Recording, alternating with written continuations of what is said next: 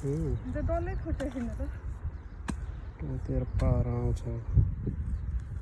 अब चाहिँ आउँछ ल कतिको तागत रहेछ भन्ने कुरा बल्ल यहाँ देखिन्छ है गाइस यो बाँझो हेर्नु बङ बङ एकछिनलाई त देखाएको छ हेर्नुहोस् गाइस भर अब 10 सेकेन्ड हुँदैछ थाकिसक्यो थाकेको अवस्था किसानीको छोरी गर्छ नि उता खन उता बाँझा खन पहिला खन्यो उता खन त्यो माटो त्यहाँ मैले जति खने त्यति खन्ने त्यस्तो डल्लै डल्ला झार पनि छुट्टा छैन फडा छैन मैले खनेतिर फुरुर छ उहाँले खनेको हेर्नुहोस् गाई यस्तो डल्ला प्वाङ प्वाङ भत्कायो सक्यो गाई हेर्नु यस्तरी पनि खनाइ हुन्छ यस्तरी खेती हुन्छ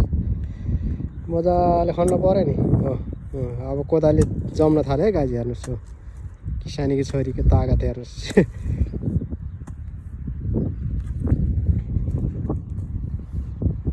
सक्यो अब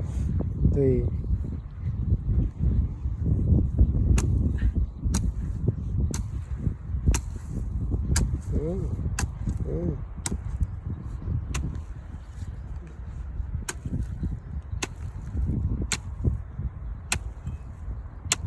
मैले आधी घन्टामा भ्याउने का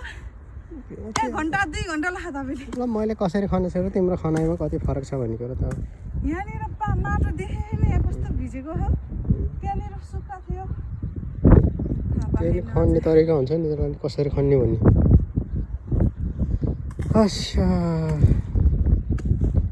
चिसो चिसो मौसम छ हावा चलेको अवस्था छ तर खन्न एकदमै आनन्द आएको छ गर्मीको मौसम अनुभवै हुँदैन जति काम गरे पनि मौसम चाहिँ एकदमै राम्रो छ गाइस यहाँ त्यही भएर मायाले चाहिँ छ्याम खनी छन् कोदाली मैले लाग बनाइदिएको छु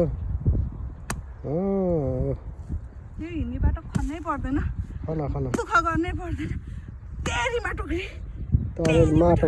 पकाउनु परेन माटो काँचो आलो माटो सक्यो पार यति त खन नि त्यहाँ हेर्नुहोस्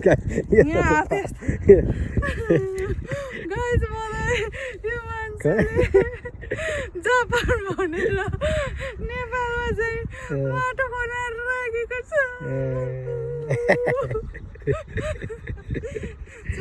खुसीले गाइज हेर्नु यस्तै एक्टिङ गर्छन् मान्छेहरू हेर्नु खुसी भयो भने